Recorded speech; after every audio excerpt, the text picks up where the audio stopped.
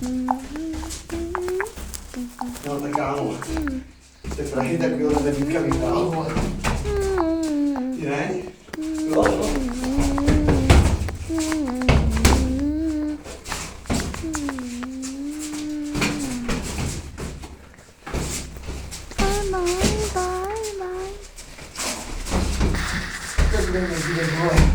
To byl můj kámoš, abych si chlastal piva.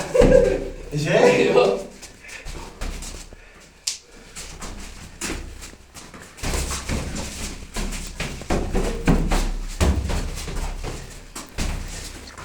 Víš co? No? Já jsem místo toho medvídka říkal medvídeků. Dobrý, sorry, kámo. Sorry, omlouvám se.